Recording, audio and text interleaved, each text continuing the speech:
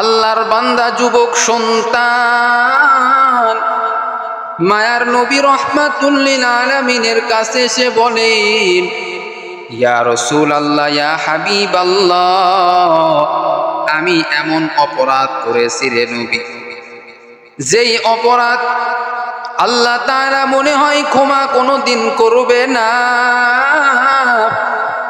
ইয়া রাসূলুল্লাহ, ইয়া হাবিবাল্লাহ, এত বড় গুনাহ আমি করেছি যেই গুনাহ মনে হয় আল্লাহ কোনোদিন আর ক্ষমা করবে না।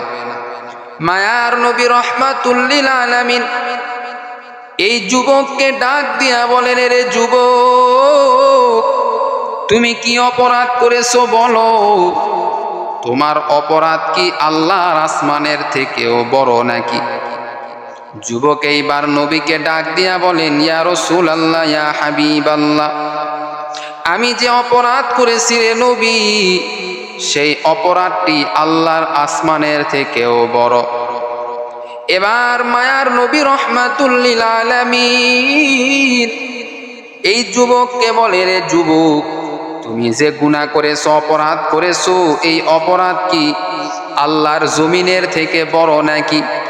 এই যুবক এইবার বলে, ইয়া রাসূলুল্লাহ, ইয়া হাবিবাল্লাহ, আমি যেই অপরাধ করেছি সেই অপরাধটা আল্লাহর জমিনের থেকেও বড় রে নবী। মায়ার নবী এইবার যুবককে ডাক দিয়া বলেন, রে যুবক, তুমি যে অপরাধ করেছো, গুনাহ করেছো, এই গুনাহ কি আল্লাহর জান্নাত থেকেও বড় নাকি? যুবক এইবার বলে, ইয়া রাসূলুল্লাহ, ইয়া হাবিবাল্লাহ, আমি যে অপরাধ করেছি এই অপরাধটা আল্লাহর জান্নাত থেকেও বড় রে নবী। তুমি যে অপরাধ করেছো রে যুবক, তোমার অপরাধ কি আল্লাহর জাহান্নামের থেকেও বড় নাকি? যুবক এইবার ডাক দিয়া বলে, ইয়া রাসূলুল্লাহ, ইয়া হাবিবাল্লাহ, আমি যে অপরাধ করেছি এই অপরাধটি ইয়া রাসূলুল্লাহ, ইয়া হাবিবাল্লাহ, আল্লাহর জাহান্নামের থেকেও বড় রে নবী। মায়ার নবী এইবার যুবককে ডাক দিয়া বলেন, রে যুবক, তুমি কি অপরাধ করেছো বলো? এইবারে যুবক বলে, ইয়া রাসূলুল্লাহ, ইয়া হাবিবাল্লাহ, আমাদের এলাকায় যখন কোনো মানুষ মারা যায়, মানুষ মারা যাওয়ার পর ওই ব্যক্তিকে গোসল করানোর পর, ইয়া রাসূলুল্লাহ, ইয়া হাবিবাল্লাহ, আমাদের এলাকায় যখন কোনো মানুষ মারা যায়, মারা যাওয়ার পরে যখন তাকে গোসল করানো হয়, গোসল করানোর পরে যখন তার শরীরে সাদা কাফনের কাপড় পরিধান করানো হয়, এই সাদা কাপড় পরিয়া যখন তাকে কবরের মধ্যে রাখা হয়, আমি যুবক রাতের অন্ধকারে এই ব্যক্তির কবরের পাশে চলে যাই।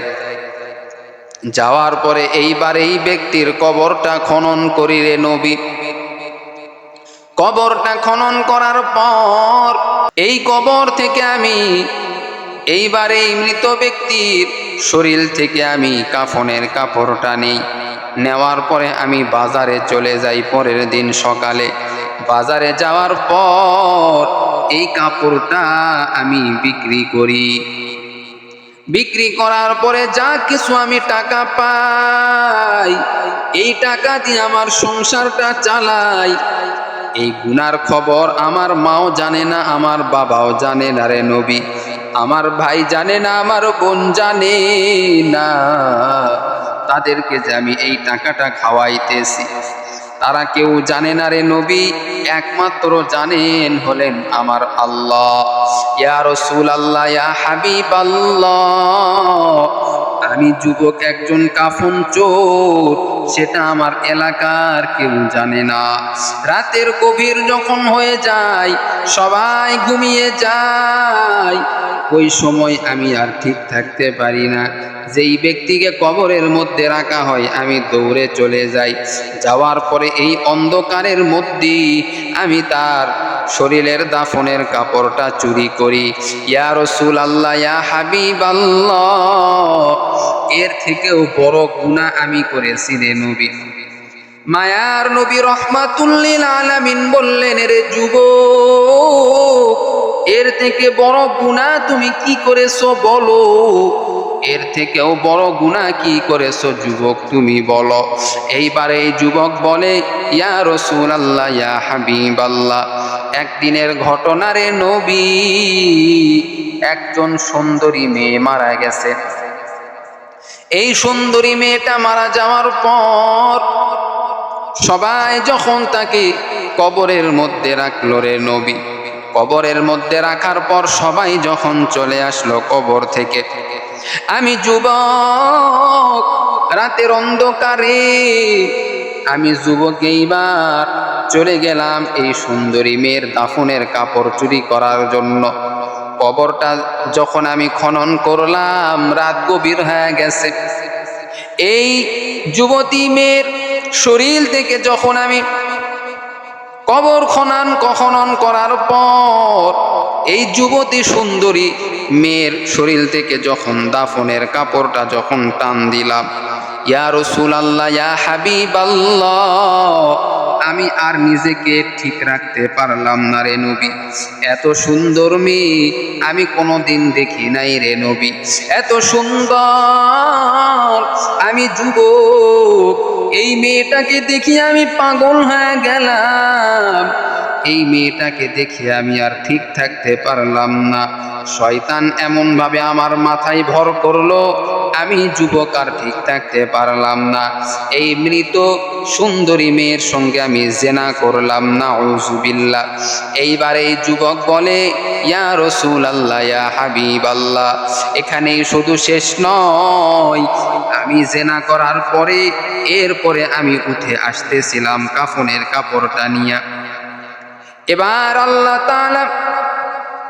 আল্লাহ তাআলার কি বড় কুদরত, আল্লাহর কুদরত বোঝা বড় কঠিন। আল্লাহর কুদরত তুমি আমি কেউ বুঝতে পারবো না রে বাবা। আমার দয়ার মালিক এইবার এই মেয়েটাকে জিন্দা করে দিল, এই মেয়েটাকে জিন্দা করে দিল।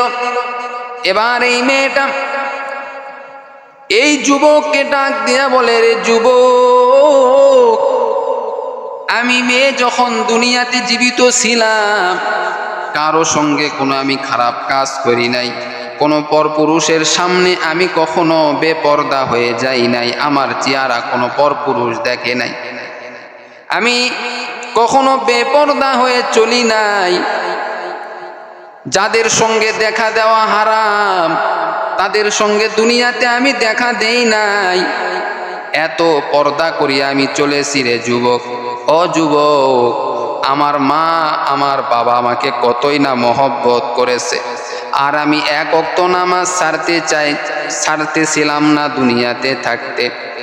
রমজানের রোজা ছাড়তাম না, মাঝে মাঝে নফল রোজাও রাখতাম রে যুবক। ও যুবক, আমার সঙ্গে এই কাজটা তুমি কেমনে করলা রে যুবক? ও যুবক, তোমার অন্তরে কি ভয় লাগলো না? তোমার অন্তরে কি একবারও দয়া মায়া হইল না রে যুবক? ও যুবক, কেমনে তুমি আমার সঙ্গে এই কাজটা করলা? ও যুবক রে, আজকে তুমি আমাকে এইভাবে তুমি আমার সঙ্গে অপকর্ম করিয়া তুমি চলে যাইতেছো। যুবক, তুমি শুনিয়া রাখো, একদিন কিন্তু কিয়ামতের দিন চলে আসবে। কিয়ামতের দিনে কিন্তু আমি কিন্তু তোমাকে ছাড় দিব না রে যুবক। কিয়ামতের দিনে আমি কিন্তু তোমাকে ছাড় দিব না, আল্লাহর আদালতে তোমাকে দাঁড় করায়া দিব। এখন তুমি চলে যাইতেছো, যাও, কিন্তু কিয়ামতের দিন অবশ্যই তোমাকে ধরবো আমি। যুবক এইবার নবীকে যখন এই কথা বলল, আর বলল, ইয়া রাসূলুল্লাহ, ইয়া হাবিবাল্লাহ, এত বড় অপরাধ আমি করেছি রে নবী, এই অপরাধের মনে হয় আর কোনো ক্ষমা নাই রে নবী। এখন আমি কেমনে আল্লাহর আদালতে দাঁড়াইব রে নবী? আমার আল্লাহ তো কখনো আমাকে ক্ষমা করে দিবে না। মায়ার নবী রহমাতুল লিল আলামিন এবার এই যুবককে বলে, রে যুবক, যেই কাজটা তুমি করেছো এই কাজটা অত্যন্ত চরম তুমি গুনাহের কাজ করেছো রে যুবক। ও ও যুবক, তারপরেও তো আমার আল্লাহর রহমত আছে, আমার আল্লাহর দয়া তো শেষ নাই, আমার আল্লাহ রহমান, আমার আল্লাহ রহিম। ও যুবক রে, এখনো সময় আছে রে যুবক, তওবা করে নাও, তওবা করে নাও, তওবা করে নাও। আর যেই মেয়ের সঙ্গে তুমি জিনা করেছো, ওই মেয়ের কবরের পাশে যাইবা, যাওয়ার পর ওই মেয়ের কবরটা ধরিয়া তুমি তার থেকে তুমি ক্ষমা নিবা, হতে পারে তোমাকে ক্ষমা করে দিবে, আর যদি ক্ষমা করে না দেয় তোমার কপাল বড় খারাপ। যুবক, এইবার প্রত্যেকটা দিন রাতের বেলা, প্রত্যেক রাতের বেলা এইবার ওই মেয়েটার কবরে যায়, যাওয়ার পরে কবর ধরিয়া বলে, ওগো আল্লাহর বান্দি, আমি তো শয়তানের ধোঁকায় পড়িয়া আমি এই কাজ তোমার সঙ্গে করেছি, তুমি আমাকে মাফ করে দাও, তুমি আমাকে ক্ষমা করে দাও রে আল্লাহর বান্দি। এইভাবে দীর্ঘদিন আল্লাহর বান্দা যুবক এইভাবে ওই মেয়েটার কবর ধরিয়া কান্নাকাটি করেছে।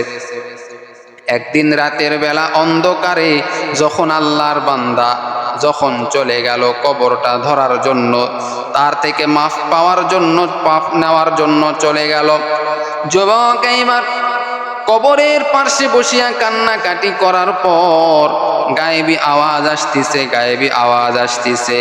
আল্লাহর এই বান্দি বলে, রে যুবক, তুমি যে অপরাধ করেছো তওবা করে নিয়েছো, আমিও তো একজন আল্লাহর বান্দি, আমিও বুঝতে পেরেছি শয়তানের ধোঁকায় পড়িয়া তুমি এই কাজ করেছো। কবর থেকে যখন আওয়াজ শুরু হয়ে গেল, এবার যুবককে বলতেছে, রে যুবক, আমি তোমাকে ক্ষমা করে দিলাম, তুমি টেনশন করিও না, যেহেতু তুমি বারবার দীর্ঘদিন আমার কবর ধরিয়া আমার কাছে তুমি ক্ষমা চাইছো, ও আল্লাহর বান্দা, আমিও যেহেতু আল্লাহর বান্দি, আমি তোমাকে ক্ষমা করে দিলাম।